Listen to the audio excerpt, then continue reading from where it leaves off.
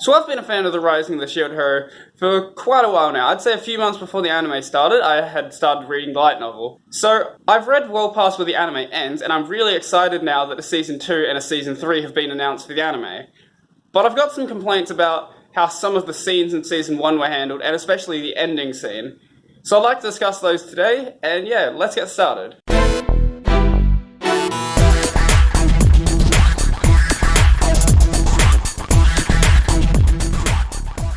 Good morning everyone, and welcome back to the channel. So before we start, I've got a few things to say that are related to the video, but not too important. So first up, if you hear some background noise, there's a lot of wind and there's some construction work going on down the street in my area, so it might get a bit noisy. Hopefully it's not too bad.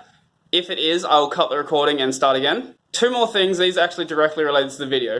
So I'm not going to be complaining about the content of the first arc. If you don't like the first arc, that's not my problem. And one last thing is, obviously I'm not going to be saying spoilers about stuff that happens way later in the series, but for Season 1, no holds barred. I will be spoiling everything and anything in Season 1 that I feel like is important to the video. So now that that's out of the way, I think my first minor complaint is, it's minor and major really, depends on how you look at it. Overall, it's kind of a major complaint. So a lot of the early scenes in the first and the second arc, a lot of the traveling scenes were cut.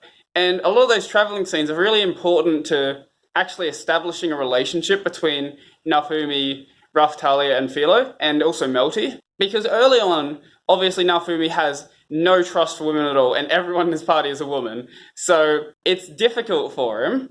And I feel like a lot of those scenes, they kind of help build up their relationship. And because later in the series, when Naofumi actually trusts Raphtalia, it kind of just comes out of nowhere, really, for an anime watcher. Obviously, you've had all this time they've been together, but you haven't really had any scenes where they've been bonding. And a lot of the early traveling merchant scenes were cut. There was some fun stuff in there that happened. So if we go a bit later into the series, into the Kalmyra arc, this is where I think the adaptation really started to completely fall apart. Kalmyra was, I think, 4 episodes or something like that, and it was handled absolutely horribly. So I've got quite a few complaints about this arc. So firstly, we have another just fun scene that was cut. So the drinking scene, most of that was cut. There was a little bit of it where Naofumi ate the, I don't remember what they're called, the alcohol berries. But afterwards, when I think it was Motoyasu had one of the berries, he kind of just threw up, and that's all that happened in that scene. But there was a lot of extra just fun dialogue that was cut from that, and I think that would have made that a far more fun scene. And personally, that really bothered me. So staying on the Kalmyra arc, we have a bigger problem with it, which is, so a lot of the fight scenes, they had to rush to the end. So a lot of the fight scenes, they kind of just jumped around trying to just get as much as they could in, and it just didn't really work that well in my opinion. It kind of just felt like they were rushing towards the end, and they really were, because there's a lot of content in the Kalmyra arc, and you can't stuff it into that many episodes. You need more time to flesh it out. That's something I really hope happens with the next arc. So now we get to my 2 massive complaints with the series, and this is where I wanted to drop the anime, because this annoyed me so much, because these are really, really important scenes. So we'll start with the first one that happened, and that is Rishia's introduction. This really annoyed me. So we're going to get very spoily about this. So what happened in the anime was really nothing compared to what the full scene was. So I'll just briefly go over it if you don't remember what happened. So basically, Rishia tried to kill herself. Then Naofumi was like, oh, come join my party. Itsuki's a dummy. You're not a terrible person. You can be strong. And that's pretty much all that happened. So in the light novel, what happened was basically have this vendetta against Rishia, because in the previous wave, the Kalmyra wave that just happened, she was actually useful, and Itsuki was completely useless. And among other things, because she's not actually a good fighter, she's actually one of the weakest fighters in the series at this point. That changes later on, but that's spoilers for then. But because of this, she's kind of just tagging along with the party, and she's just basically their pack mule, and they just don't really care about her. They just abuse her because she's just in love with Itsuki, and she'll do anything for him. So basically what happens is they don't like her and they frame her for breaking one of Itsuki's favorite things, and Itsuki just completely goes along with it, even though it's obvious that, and he knows about it, it's explained that he knows that this is the case as well. He knows that they're framing her, and he's just trying to come up with any excuse to kick her out of the party. And after this, that's when she goes to kill herself, and from there, Naofumi ends up saving her, and tries to get her to explain the situation, and she kind of alludes to the fact that the party was mean to her and Itsuki treats her poorly, but because of the way she feels about Itsuki, she doesn't want to say too much bad about him. But Naofumi knows what Itsuki's really like, and this throws him into a rage, and he basically goes to try to kill him. And because of this, Rishia goes to try to kill herself again, and this is where the scene in the anime that happens where Naofumi saves her again, and basically is like, you're strong, you can join my party, we'll make you stronger, we'll get back at Itsuki for being a terrible person, you'll see.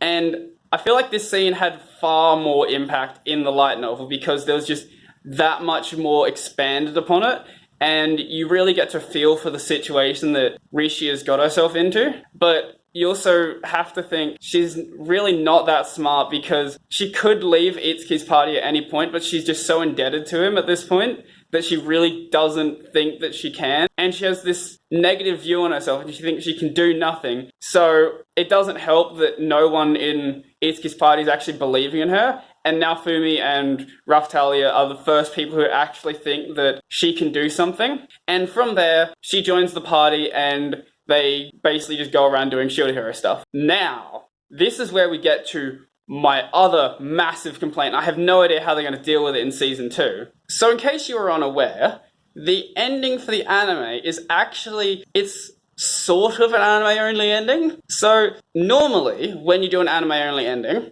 you make something up. But what they did instead was really dumb, and it's going to make Season 2 and Season 3, probably Season 3, more difficult. So, in the ending of the anime, basically, Naofumi is given the title or the rights to Raphtalia's village. But the problem with this, okay, so this scene doesn't actually happen until Volume 10 of the light novel, and the anime up to this point would have ended in Volume 5 or 6.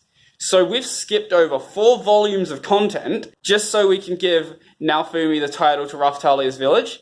So when we actually get to this scene, I have no idea how they're going to address it, because that's kind of the focus of that entire arc. I don't know why they decided to do an anime-only ending. I assume that it wasn't confirmed at the time that there was going to be a Season 2 and a Season 3, so they were like, let's just wrap it up. We don't know if we're going to be able to actually continue this or something. I don't know. They could have just ended it without introducing Rishia and ended it at the end of the Calmera arc, which I think would have been a much better idea, because then you wouldn't have had this issue. So if we continue on from the scene where Rishia gets introduced, what's actually supposed to happen is the start of the Spirit Tortoise arc. So basically what would have happened after this scene is Rishia and Naofumi and all that are all getting along, and basically they get called to the castle for some training, because they're getting very close to the level cap, but they don't think that they're as strong as they could be, and the other heroes don't care. They go off and do their own thing. Basically, they go get defeated by the Spirit Tortoise and end up disappearing for the next half arc or so. Actually, no, they don't do anything for the next 2 arcs, but they don't show up again for like the next half arc. So if instead they had decided to end it with, we're going to the castle for training, that would have made sense. It would have been like a cliffhanger ending, but I think it would have made more sense than moving a scene that happens 5 volumes later in the series back. So what actually happens was, after saving the world in the, not the next arc, the arc after that, he saves them in both arcs, the Queen of Melromark basically says, what do you want? I need to give you some reward. And he's like, okay, I'll take some land then. And he decides to take over Raphtalia's village. So instead of this, when they get to this scene in the anime, which will probably be in Season 3, they could just say, oh, we're going back to Raphtalia's village to rebuild it. That, I think, would be the most likely way they're going to address this scene. But I have no idea. Any of the options could happen. I've seen them all happen before. So I think that is pretty much everything for this video. If you like this video, remember to like and subscribe and hit the little bell icon below if you want to see more from my channel. And if you think your friends will like this video, then tell them about it as well. And if you want to leave a comment, tell me about why you think Shield Hero is great or you hate it. I don't know. or why you think anime is terrible and you think I shouldn't talk about anime. So that's pretty much everything for this video, and I'm out.